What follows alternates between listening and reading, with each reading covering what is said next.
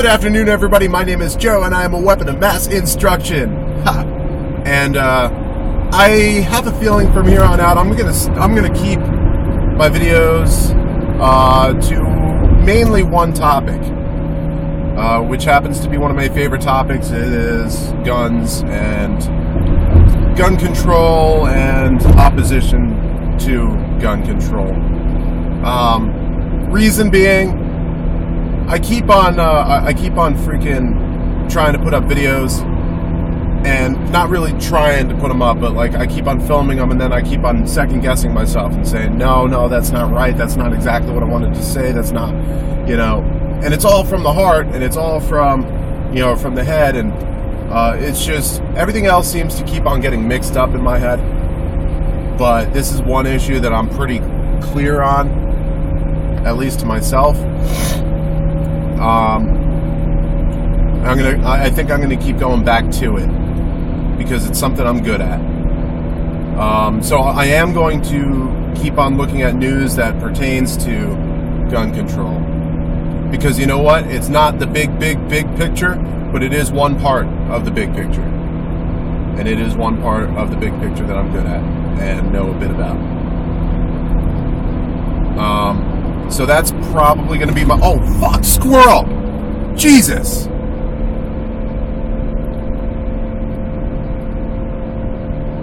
Fucking squirrel on Route 80. Amazing. I didn't feel a thump, so I don't think I hit it. That was fucking weird. Anyway. So, That's what I'm going to do. That's my big blue arrow chain of events, I think. But one thing that really struck me, I was over at the supermarket. I made myself a salad. I was eating that.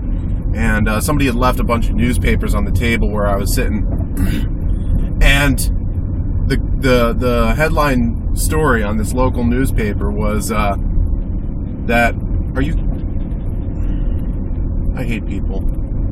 I hate traffic. Dude, why are you tailgating me on the off-ramp, you asshole? I don't care if you got a fucking schedule to meet. Fucking bus driver. Yes, snort some more fucking meth, stick to your goddamn schedule, but not behind me. I don't even know if you snorted. I don't fucking care. But anyway, headline news. At least in my town that I live in.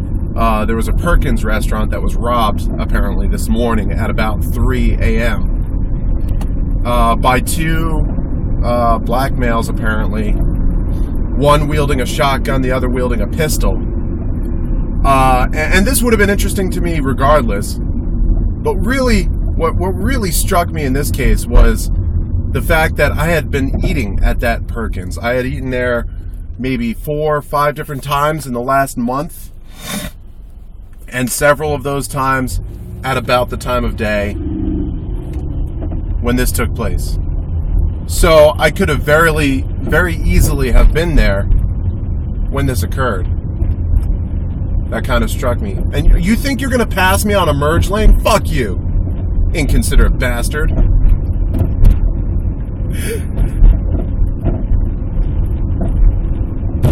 Sorry. I am like the exact opposite of DDUH TV when she's driving.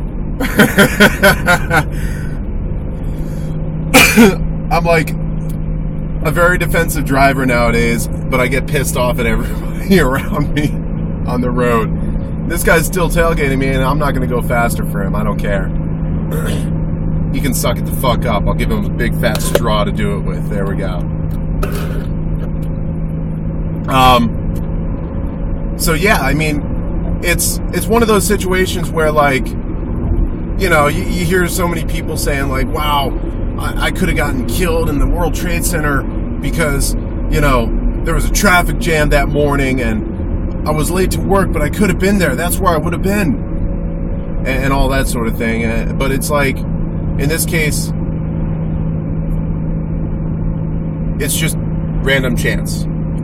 I could have been there at that time, but I wasn't, which I'm thankful for. But at the same time, I know that I could have done some good had I been there. open carrying as I do. And to me, that is just one more bit of validation, like knowing that some crazy shit went down in my town in a place where I go.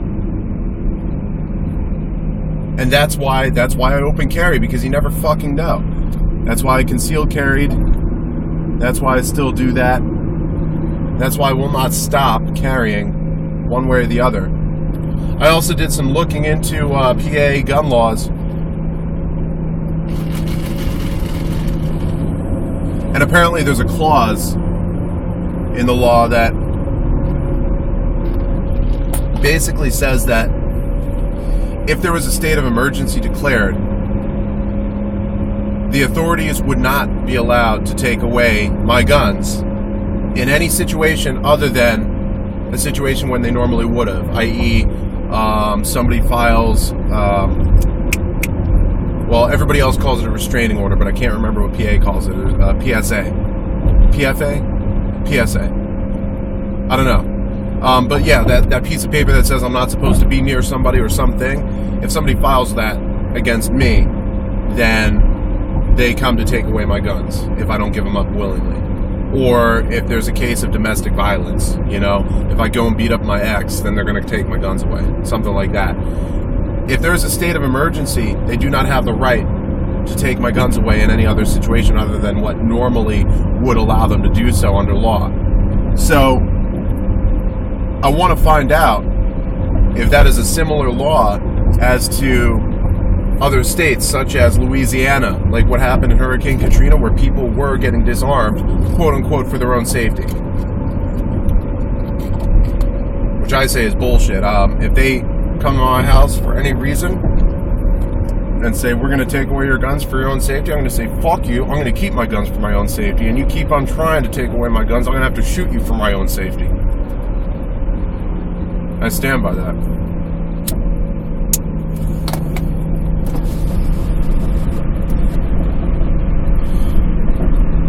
You know, I have not yet had a reason to draw my firearms in violence. Other than when I'm at home alone, or whatever the case may be, if I hear a funny noise, I'm going to draw and clear, or I'm going to draw and cover the door until I'm sure that whatever it is made the noise isn't a threat.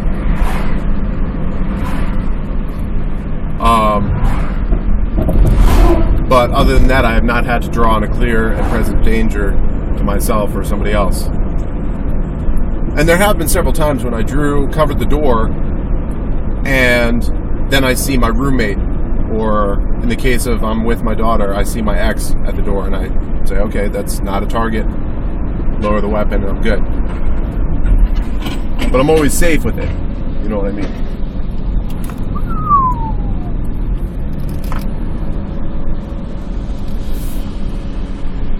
Traffic circles, gotta love them.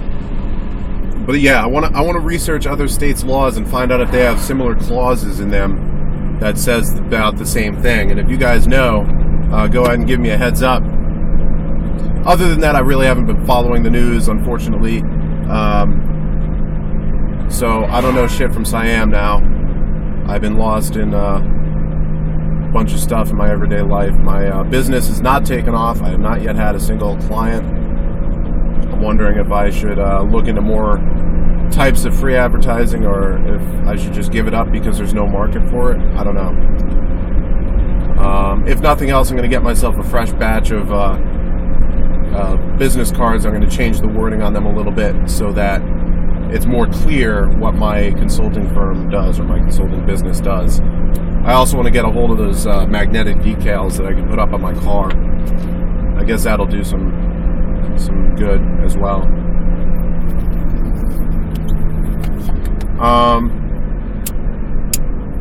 That's really all I got right now. I just wanted to share that. I know it's not like, you know, it's not a big revelation uncovering the next huge plan of the border. But coming up in the next couple of days, I am going to keep a close eye on whatever's going on at the UN building with the Arms Trade Treaty. Because again, that is big to me. It may not be the end-all be-all of the big picture, which, you know, it's not. And I still hold to my belief that it really doesn't come down to anything physical in the end. It comes down to spiritual goals of theirs. But of course, to that end, we don't have any firm, concrete evidence. It's all circumstantial things that we found in the movies and the media, things that symbolically point to their intentions in this matter.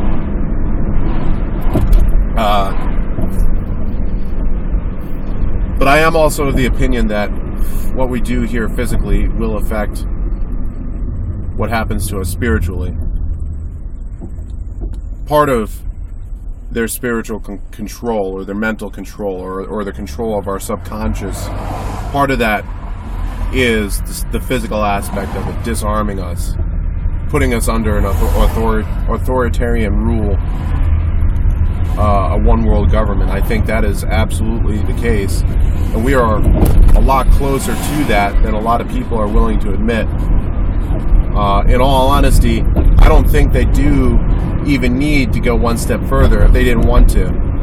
They could leave the situation as is in a perpetual state of war on terror, and they have their goal. You know, they have it. Physically speaking, at least, they're there. They don't need to go that last final step and institute a one-world government. They already have the UN.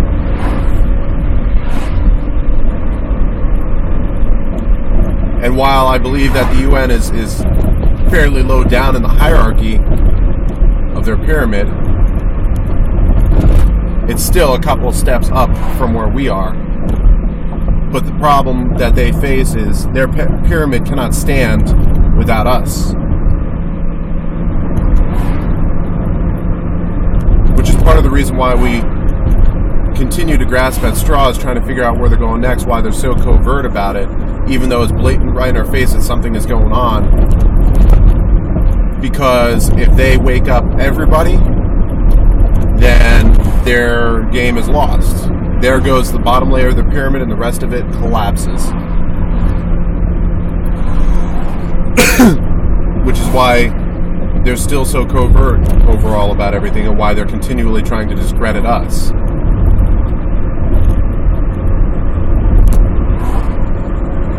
You know, if there was no basis for the truth movement, for the people that are awake and aware, if there was no basis in fact for all of us, if we were in fact lunatics, then they wouldn't need to do or say anything when it came to it in order to just discredit us. If you think about it,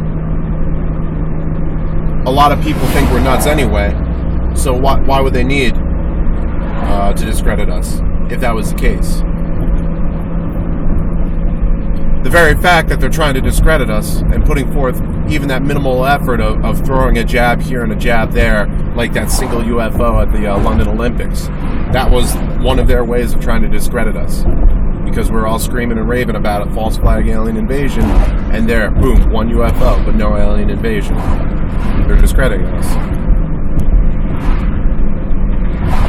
One bit at a time.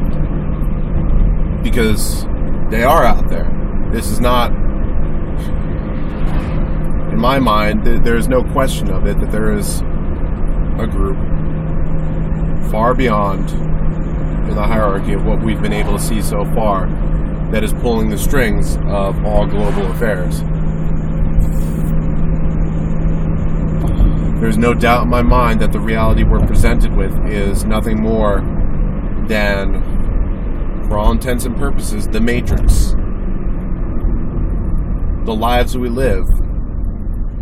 The only thing that's real about them is the human connections that we have. True human connections, not social media bullshit connections, alright? I don't care if you got 50,000 friends on your friends list. You don't really have 50,000 friends. But for plenty of people out there, they don't go on Facebook or Twitter or any of that bullshit at all. And they've got 0 friends on their friends list, if they even have an account. But guaranteed they have a better fulfillment socially, emotionally, mentally connected with other people than anybody else. Does that make sense? And I know I'm straying off the topic at hand, but you know, it all fits. They don't want us to have guns, so I'm going to keep on preaching we need more guns. They don't want us to have a family, so I'm going to keep on preaching we need to keep our families together. Fucking awesome example I am. Divorcee with visiting rights. But I see her on a fairly regular basis, and I love that. I want to keep on seeing her.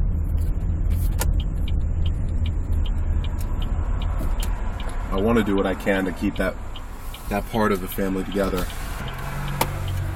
You know, they keep on preaching we don't need to defend ourselves because the system can do it for us. Well, you know what? Fuck them. I am responsible for my own safety and security.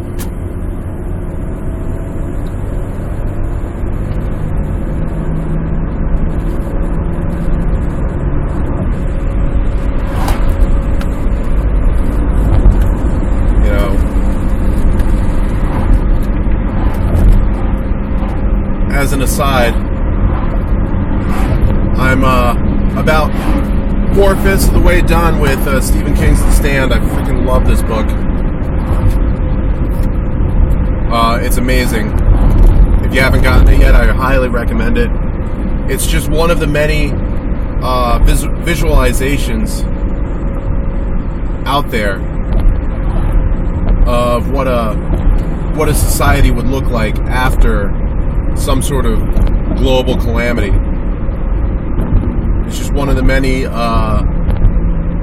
visualizations of a post-apocalyptic world. But I think it's also one of the best. If something happens that kills off 95% of the human race equally, alright, I'm not talking about democide here, I'm talking about, like, you know, no shit, a freaking super plague comes out, and it doesn't matter if you're in the government or if you're in the military or if you're just some schmo on the street, 95% of everybody gets taken down. And then the survivors are just random people.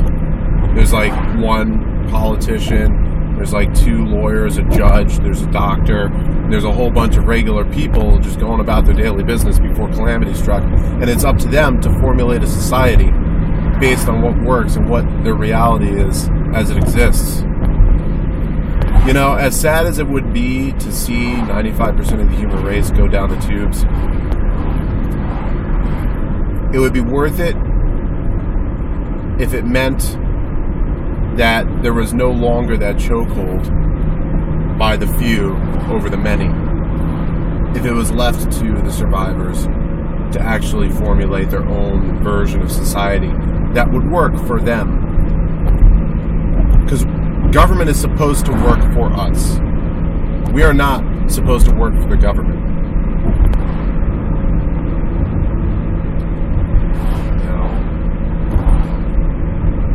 we are not supposed to be held hostage to this red team, blue team bullshit. We're not supposed to be hooked up to the parole feed and force-fed the same line from both parties when really it's just one party going on. There's just 2 sides of the same coin. I say down with the fucking illusion.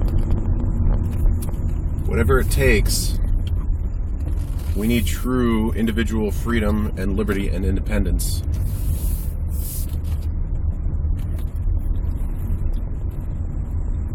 Whether it's a monetary collapse, whether it's the aftermath of World War III, whether somebody just dropped the wrong vial of the wrong icky sticky goo on the floor and that did the trick. Do I want 95% of the human race to die? No. Would it be horrifying to experience? Yes.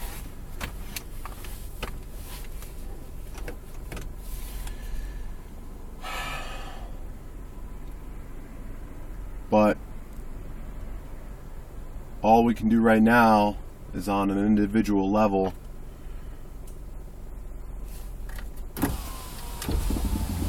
keep on pushing for the truth.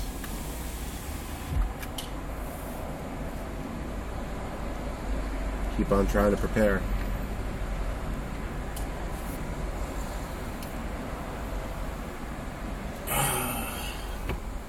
I think that's really all I got for you now. I'm going to be back on my laptop tonight, so I'll be able to answer comments and continue the conversations and all that. I'm sorry I haven't been, like I said, just been caught up in real life stuff. Haven't really been able to stay involved online. I'm sorry, but there it is. You all stay safe. Peace.